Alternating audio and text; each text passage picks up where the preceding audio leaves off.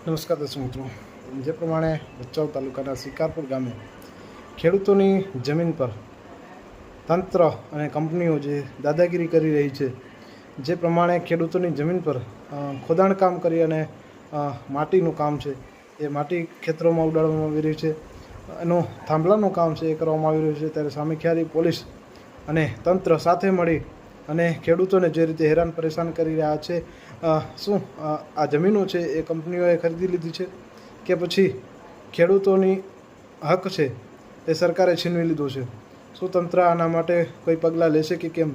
જે રીતે ગરીબ ખેડૂતો છે એ પોતાની જમીન માટે, રોજીરોટી માટે સતત કેટલાય દિવસોથી લડી રહ્યા છે, ત્યારે તંત્ર એની પર કોઈપણ જાતની કાર્યવાહી નથી કરી રહ્યું અને પોલીસ છે એ સામા પત્રકારોને સાથે ગેરવર્તન કરી રહ્યો છે. શું આના માટે તંત્ર જવાબદાર નથી?